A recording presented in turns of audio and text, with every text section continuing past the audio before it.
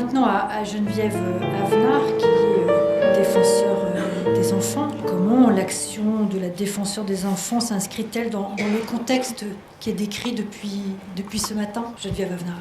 Oui, je disais que c'était important pour nous de rendre visible l'invisible et de rendre surtout visible les invisibles, tous ces enfants qui ont été victimes de violences sexuelles pendant leur enfance, même si, comme toujours, cela provoque chez moi un sentiment de consternation, de sidération, d'indignation aussi, et beaucoup d'émotions. Et merci aussi pour cette émotion que je pense nous avons partagée ce matin. Parce que sans cette émotion, l'émotion qui permet d'avancer, de surmonter et de construire des choses pour essayer d'améliorer cette vie-là. Je me disais, en écoutant tous ces chiffres ce matin, tous ces éléments, je me disais que nous étions en train de célébrer les 25 ans de la Convention internationale des droits de l'enfant, qui prône plusieurs, vous le savez, dans ces 54 articles, qui prône un certain nombre de droits, qui reconnaît à l'ensemble des enfants de ce monde, des droits fondamentaux, notamment le droit à être protégé contre toute forme de violence, y compris, c'est précisé dans la Convention, les violences sexuelles, qui reconnaît aussi aux enfants le droit à la meilleure santé possible. Et on a vu tous les liens qui ont été faits ce matin, qui lui reconnaît aussi le droit à s'exprimer, le droit à ce que sa parole soit entendue, recueillie et entendue, et de manière un peu transversale et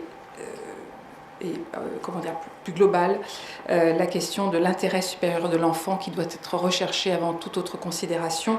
Et je me disais, on a encore du travail devant nous et chacun d'entre nous, et en particulier notre institution. Je voudrais aussi dire que la France présentera son 5e rapport devant l'ONU au mois de février 2016, que nous sommes défenseurs des droits, défenseurs des enfants. Nous avons remis notre rapport d'appréciation vendredi. L'UNICEF a rendu également un rapport, puisque nous pouvons effectivement, et nous avons la mission effectivement d'émettre ce rapport d'appréciation. D'autres associations, des associations ont remis des rapports alternatifs qui seront examinés par le Comité des droits de l'enfant de l'ONU, qui se tient à Genève, et dont la précession se tiendra au mois de juin. Nous serons entendus au mois de juin. Rappelez que l'institution du défenseur des droits est une autorité constitutionnelle indépendante qui a pour mission de défendre et de promouvoir les droits fondamentaux et les libertés individuelles, et de veiller, le terme a été employé à plusieurs reprises, à l'application effective des droits, en particulier des droits des enfants. C'est ainsi que nous avons notre institution a notamment travaillé, enquêté et fait des recommandations à plusieurs reprises, et notamment sur les questions de maltraitance. Et je vous renvoie au rapport Marina, qui a été élaboré par Alain Grevaux à la demande de l'institution, et qui a repris les différents dysfonctionnements, défaillances du système de protection de l'enfance qui ont conduit il y a quelques années à la mort de cette petite fille de 8 ans sous les coups de ses parents. Alors la question des violences sexuelles, des abus sexuels, en fait dans notre institution, il faut savoir que 3 saisines sur 10 sont des saisines qui relèvent du champ de la protection de l'enfance.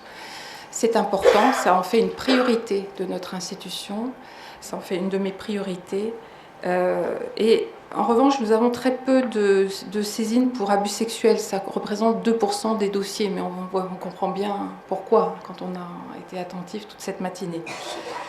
Mais par ailleurs, j'ai un autre chiffre qui me semble important, parce que c'est aussi la force de notre institution d'avoir plusieurs types de missions différents, au-delà de la défense et de la promotion des droits de l'enfant, et donc de la veille autour de la Convention internationale des droits de l'enfant. Nous avons une autre mission qui est celle de ce qu'on appelle la déontologie de la sécurité, qui est assurée par une autre adjointe du défenseur des droits. Et dans le cadre de la déontologie de la sécurité, nous recevons des plaintes pour refus, justement, d'enregistrer des plaintes de la part des forces de police. En préparation de cette intervention de ce matin, j'ai regardé le chiffre. En fait, on a environ 10% de saisines pour refus d'enregistrement de plaintes. Aujourd'hui, je ne sais pas combien d'entre elles concernent des situations d'enfants, mais avec ma collègue, on va se mettre en recherche d'identifier tout cela. Je voulais reprendre, avant de faire quelques préconisations, parce qu'on n'a pas beaucoup de temps, reprendre une phrase du commissaire aux droits de l'homme du Conseil de l'Europe en 2011 qui disait « Les abus sexuels sur enfants sont un grave problème d'atteinte aux droits de l'homme. Lutter contre ces abus devrait être une priorité politique. » Aujourd'hui, le premier constat que je voudrais faire, c'est que cette priorité politique, elle est annoncée, elle est affichée. Nous espérons qu'elle se mettra en œuvre. Il nous faut aujourd'hui, véritablement, Michel Barzac l'a appelé ce matin de ses voeux, une véritable stratégie nationale en faveur des enfants, contre la violence faite aux enfants, quelle que soit cette violence.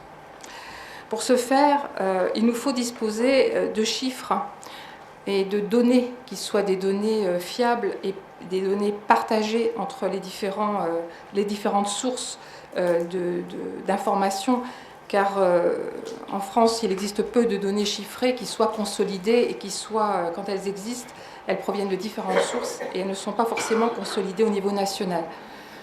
Un des enjeux aujourd'hui, c'est de parvenir effectivement à ce recueil d'informations, de cette collecte de données. Vous savez que l'ONED, l'Observatoire national de l'enfance en danger, a été chargé notamment de cette mission. Force est de constater aujourd'hui que depuis 2006, nous n'avons plus d'informations nationales consolidées sur cette question. C'est grave parce qu'on parlait d'invisible, d'indicible. Quand les choses ne sont pas quantifiées, dites, eh bien on n'en parle pas, on ne peut pas le reconnaître. Et c'est vraiment, encore une fois, ce que j'apprécie ce matin. D'autant que, et vous l'avez dit aussi, vous avez parlé du chiffre... Alors, angle mort ou chiffre noir, enfin le chiffre qu'on ne connaît pas. J'avais été frappée il y a quelques années par une étude d'Irène Fréchon sur les enfants pris en charge par la protection de l'enfance, qui montrait que sur les enfants les dossiers qu'elle avait examinés, 25% d'entre eux, d'enfants qui avaient été placés pour des raisons autres que des abus sexuels, et bien que 25% d'entre eux étaient victimes d'abus sexuels qui n'avaient pas été repérés. C'est un chiffre alors qui me semble grave, important et sur lequel il faut, qui justifie encore plus d'avancer sur ces questions de collecte de données. Le deuxième enjeu, il me semble, c'est la question de la sensibilisation et de l'information.